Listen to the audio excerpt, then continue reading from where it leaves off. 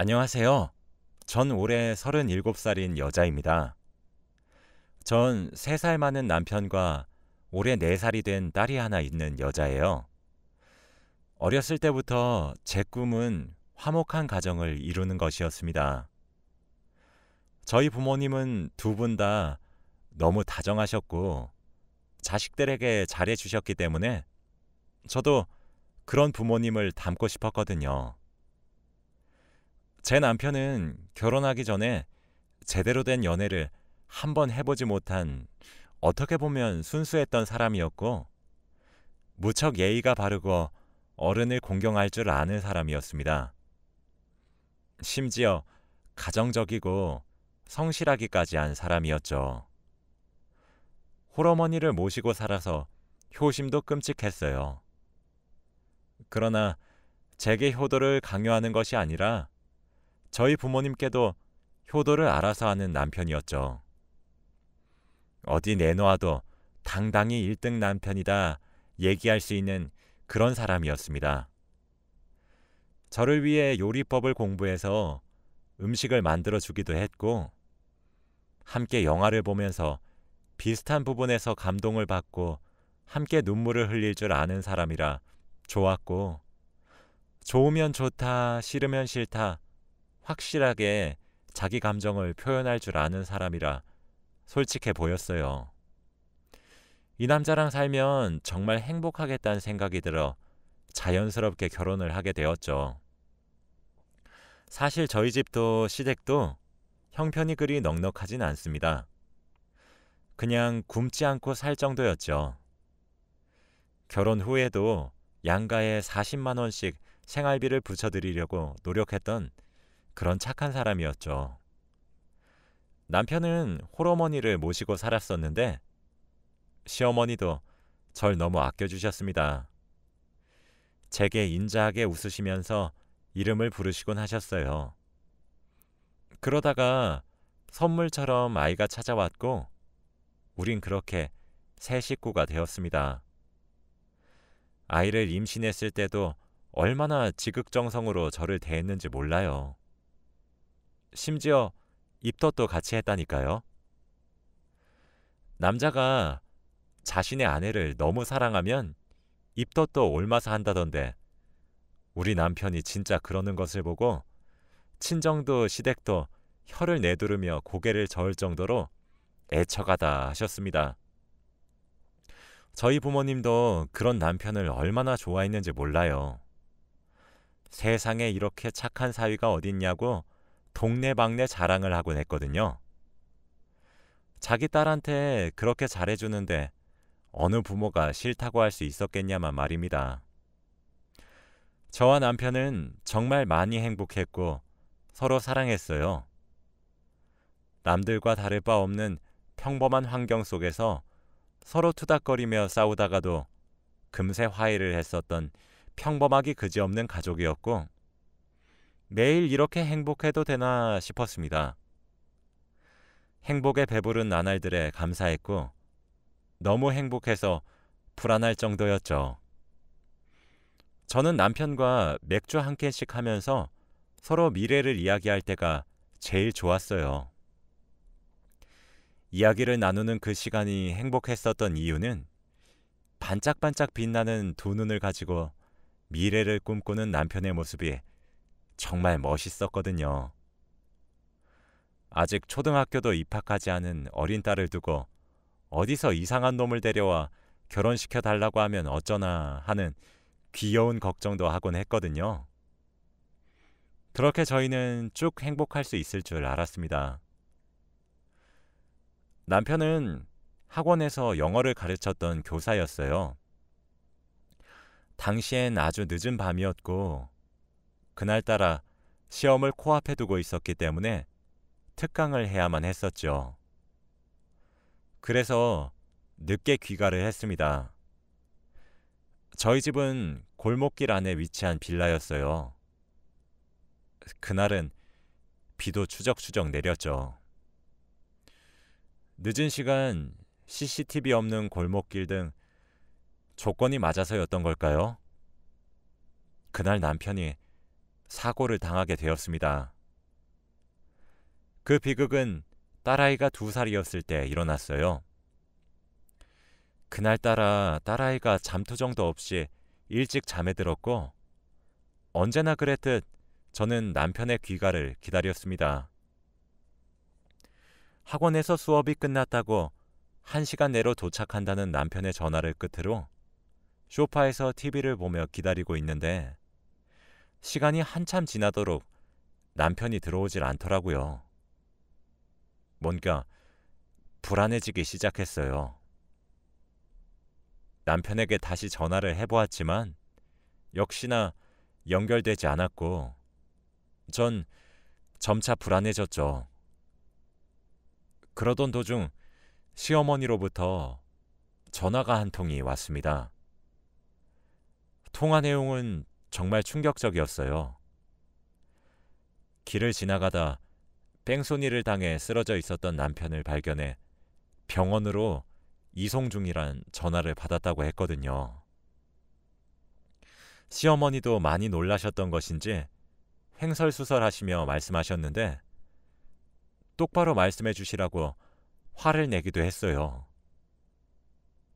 큰 소리에 딸아이가 잠에서 깼지만 정말 눈에 뵈는 것이 없더라고요. 시어머니와 전화를 급히 끊고 앞집의 문을 쾅쾅 두드렸습니다. 평소에도 앞집 새댁이랑 친하게 지냈었거든요. 급히 제 딸아이를 앞집에 맡긴 후 헐레벌떡 시어머니가 말씀해 주신 병원으로 찾아갔어요. 남편은 흙탕물에 얼굴이며 옷이며 다 젖은 채로 있었고 정신을 잃어 있었죠. 그 몰골로 응급실 침대에 누워있는 모습을 보니 정말 억장이 무너지는 듯 했습니다. 보호자 사인과 동시에 남편은 수술실로 들어가게 되었어요. 목격자인 사람을 붙잡고 물어보니 골목길 근처에 남편이 쓰러져 있었다고 하더군요. 근처에는 자동차의 파편 조각으로 보이는 유리들이 굴러다니고 있었다고 아무래도 뺑소니를 당한 것처럼 보인다는 말이었습니다. 수술 시간은 처음 안내받았던 시간보다 배로 더 걸리기 시작했어요. 점차 불안해졌습니다. 이대로 우리 남편을 잃으면 어쩌나 걱정이 휘몰아쳤죠. 평소 눈물이 많았던 저였지만 전 울지 않았어요. 시어머니가 옆에서 통곡을 하실 때도 소식을 듣고 헐레벌떡 수술실 앞까지 찾아온 친정엄마가 저를 붙잡고 어쩌냐고 눈물을 보였을 때도 저는 눈물을 한 방울도 흘리지 않았습니다. 아니, 오히려 화를 냈어요. 울지 마시라고 다그쳤죠. 내 남편 괜찮을 거고 벌떡 일어날 수 있는데 왜 이렇게 우시는 거냐고, 부정 타면 어쩔 거냐고 당장 눈물 그치라고 소리를 지르면서 말이에요. 원래 그 시간이었으면 일찍 잠든 딸을 기특해하며 오붓하게 부부끼리의 시간을 가지면서 함께 드라마도 보고 야식도 먹고 했을 텐데 눈앞에 펼쳐진 모든 상황들이 믿기지가 않는다고 해야 하나? 저는 정말 얼떨떨했습니다. 시어머니의 눈물을 보는데 미친 듯이 현실 감각이 돌아오는 것만 같아서 제발 울지 마시라 부탁드렸어요. 병원에선 방치된 시간이 길었고 후유증은 장담할 수 없다고 했습니다. 이미 다리는 손 쓸 수가 없어 오른쪽 다리는 허벅지 밑으로 절단해야 했죠. 게다가 뇌출혈까지 있었고 조금만 늦었으면 바로 사망했을 수 있었지만 사실 지금도 일어날 수 있을 거란 보장이 없다고 최선을 다했다고 하시더군요. 오늘 아침에도 출근하고 오겠다고 제게 입을 맞춰주고 딸을 사랑스럽게 쳐다봐 주었던 남편의 상태는 오늘이 고비라는 말에 전 그제서야 무너졌습니다. 믿지 않았어요.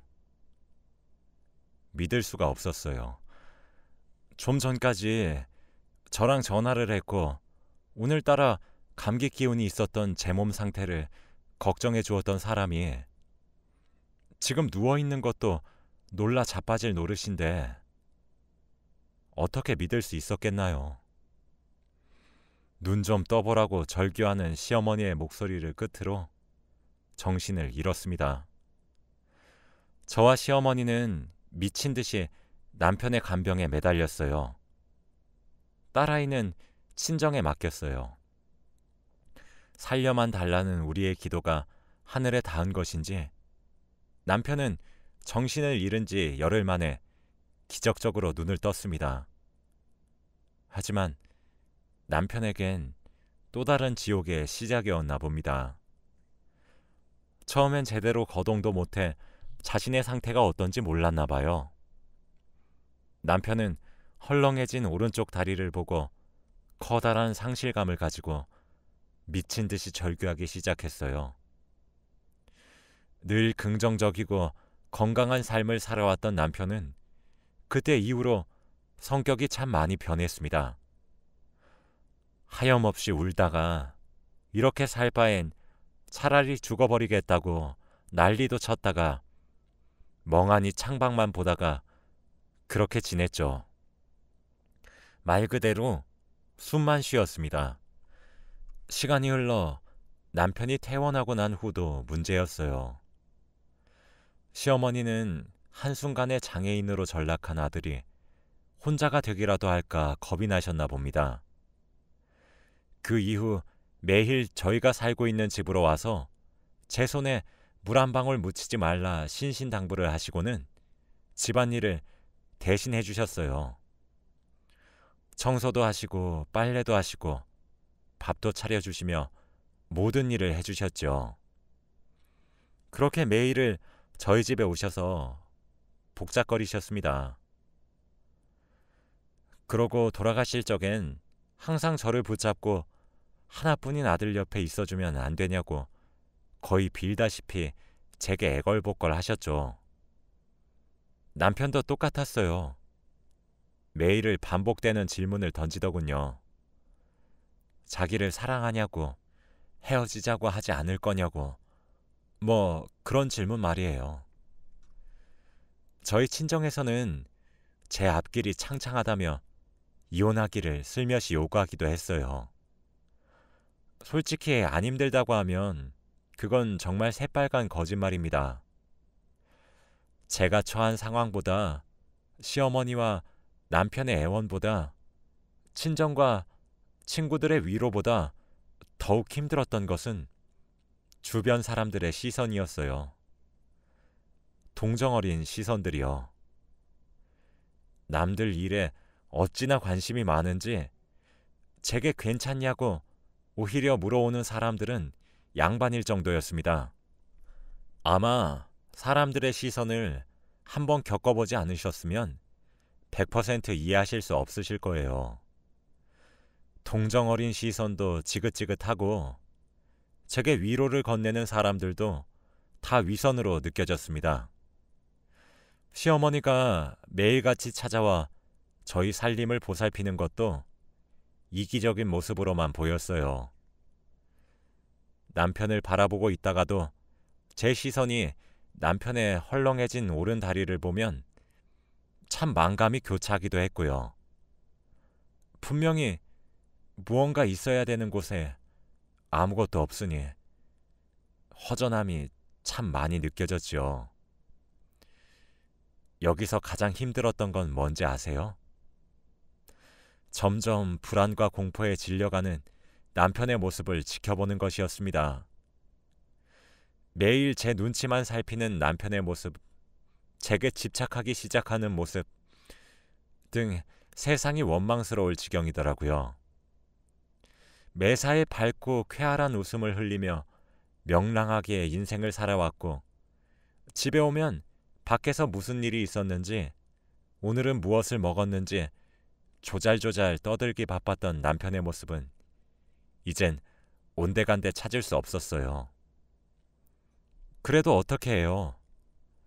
같이 산 시간보다 앞으로 살아갈 시간이 더 많지만 멀쩡한 몸을 가지고 있는 제가 더 고생할 것을 뻔히 알고는 있지만 그래도 남편이 건강한 몸으로 함께 살았었을 때 제 남편이 절 어떻게 사랑해 줬는데요. 얼마나 듬뿍 사랑해 주었는데 남편을 버릴 수는 없었습니다. 친정에서는 이혼을 권유했는데 그 이유 또한 잘 알아요. 나이도 젊으니까 새로 시작하시기를 바라셨겠죠.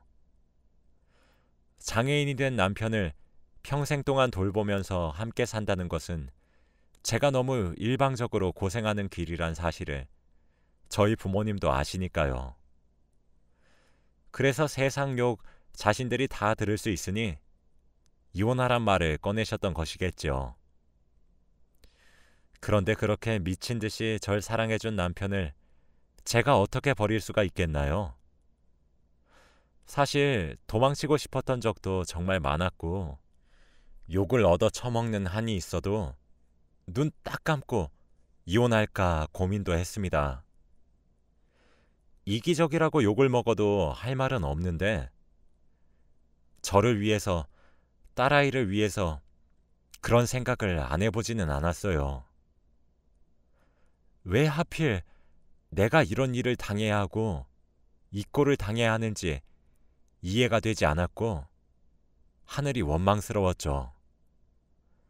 하루빨리 이혼해서 빠져나오고 싶다가도 풀이 죽은 남편을 보면 그래, 내가 아니면 이 사람은 어쩌겠나 싶기도 했고요.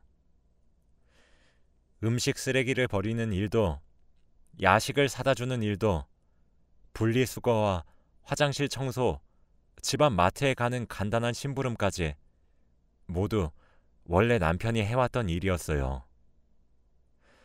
자신이 해왔던 일을 하는 제 모습을 보고 남편은 수도 없이 미안하다고 말을 하더군요.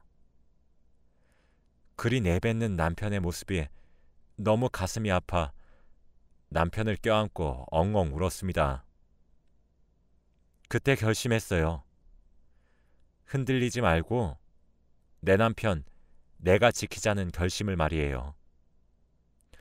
더 이상 절망에 빠져 허우적거리는 남편의 모습을 보는 것도 많이 힘들었고 동정만 받으며 불안과 우울감에 시달리는 인생을 살고 싶지도 않았습니다.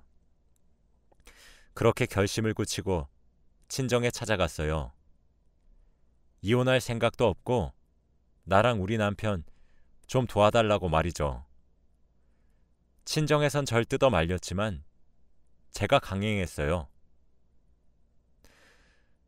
엄마 아빠도 김서방이 나를 어떻게 사랑해줬는지 전부 옆에서 보셨잖아요. 우리 없는 살림에도 친정이랑 시댁에 생활비 조금씩 드리자고 했던 사람이야.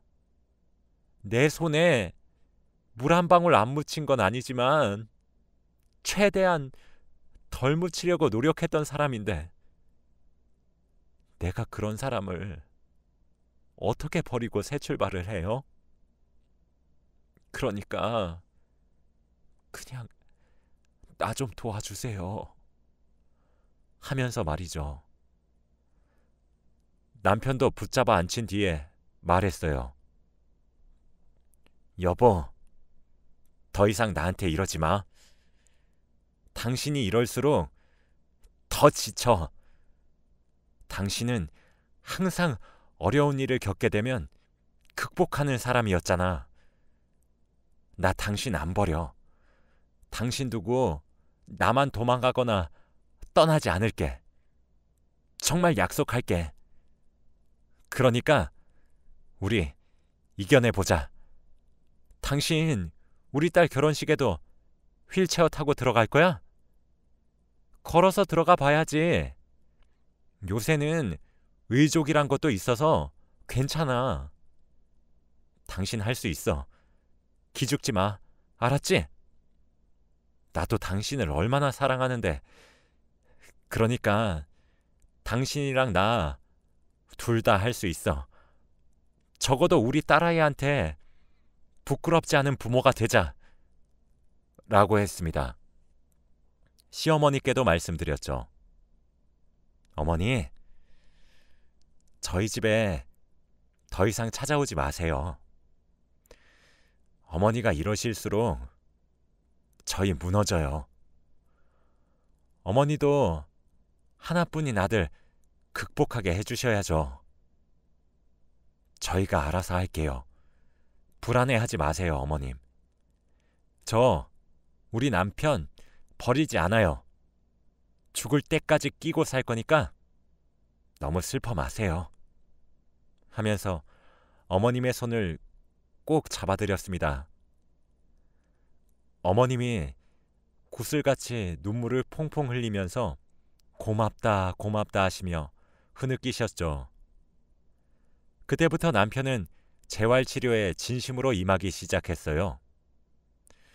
남편은 초반까진 그래도 제게 집착하는 것과 불안함, 이런 부정적인 감정들을 버리지 못했는데 제가 꾸준히 옆에서 지지해주며 응원하니까 부쩍 밝아지기 시작하더라고요. 점차 재활에도 열심히 임하기 시작했고 원래 영어를 가르쳤었던 직업을 가졌던 사람이라 재택근무도 하기 시작했습니다. 요즘엔 세상이 좋아져서 화상 영어 같은 것도 있더라고요. 남편은 수시로 재활치료에 임하면서 화상 영어로 돈을 벌기 시작했죠. 사실 수입은 턱없이 적었습니다. 하지만 점점 활력을 되찾는 남편을 보니 저도 행복해졌어요.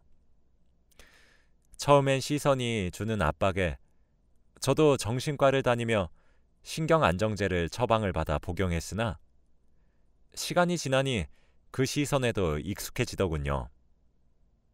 역시 사람은 적응의 동물이라고 한다더니. 사실 늦은 밤 CCTV도 없었던 골목길에서 뺑소니를 당했던 터라 눈앞이 막막했었는데 골목길에 뺑소니 목격자를 찾는다는 현수막을 걸었더니 목격자도 찾아냈고 골목길 사고 현장 근처에 주차하고 있었던 자동차의 블랙박스를 받아내 뺑소니 범인도 잡을 수 있었습니다. 그 사람은 뺑소니에 음주운전까지 한 파렴치한 인간이었죠. 그 사람으로 인해 저희 집안은 풍비박산이 났는데 말이죠. 눈물로 범벅된 제 얼굴을 보고는 그저 죄송하단 말밖에 하질 못하더군요. 보험 처리도 받았고 보상금도 받아서 남편의 병원비에 커다란 부담을 느끼진 못했습니다. 오늘은 남편이 꼭 뺑소니 사고를 당한 지 2년째가 되는 날이에요. 이제 남편은 의족도 곧잘 차고 다니고 있고 아는 지인분이 운영하고 계시는 학원에 영어와 국어를 가르치며 일상생활에 거의 완벽하게 복귀하고 있습니다. 며칠 전에는 글쎄 우리 딸아이가 병원에서 데일밴드에 관해 배웠나 보더라고요. 다쳐서 아야하면 병원에 간다, 소독약을 발라준다, 아프면 약을 바른다, 이런 것들을 놀이를 통해서 배웠나 봐요. 남편이 소파에 잠시 누워 있었는데 살금살금 다가가서 남편의 오른쪽 허벅지에 분홍색 토끼가 그려진 데일밴드를 붙이고는 호호 불어주는데 얼마나 예뻤는지 몰라요. 남편도 자다 깨서 울컥한 표정으로 딸아이를 바라보고요. 요즘에도 남편은 잠에 들기 전 제게 미안하고 고맙단 인사를 꼭 해주고 잠에 들어요. 사실 미안할 일은 없는데 말이죠. 남편이 원해서 사고를 당했었던 것도 아닌데 그저 제게 그렇게 미안한가 봅니다. 사실 지금 생각해보면 제게 무슨 용기가 있어서 그렇게 행동했었던 것인지 모르겠으나 가정을 지켜야 되겠다는 일념 하나만으로 일궈낸 기적 같아요. 남편은 제게 말합니다. 제가 있어서 일상생활로 빠르게 복귀할 수 있었고, 절망에 오래 빠지지 않을 수 있었고, 재활에 집중해서 의족에 익숙해질 수 있었다고. 그래서 제게 너무 고맙다고 말이에요. 저 또한 남편이 살아있어줘서 얼마나 고마운지 모릅니다. 사실 시어머니도 제게 그 이후로도 너무 예뻐해 주십니다. 부담스러울 정도로 말이죠. 저를 무슨 구원자처럼 생각하시는 것 같기도 합니다. 제 입장에서는 당연한 일을 한 것인데 너무 떠받들어지는 것 같기도 하네요. 제 이야기는 여기서 끝입니다. 정말 그 말이 맞는 것 같다는 생각이 들어요. 인생의 내리막길이 있으면 오르막길도 있단 말이에요. 저는 다시 정상으로 돌아가고 있는 저희 가정이 너무 좋고 여전히 남편과 딸을 무지막지하게 사랑하고 있습니다. 힘들 때 사람 버리는 것은 아니라고 하더군요. 그래서인지 요즘에도 남편에게 더할 나위 없이 큰 사랑을 받고 있어요. 앞으로는 더 이상의 오르막길은 없어도 좋으니 지금처럼 안락하고 평화로운 나날이 지속되길 바랄 뿐입니다. 제 긴 이야기를 들어주셔서 감사해요. 여러분들 가정엔 평안만 가득하시길 빌며 이만 글을 마칩니다. 감사합니다.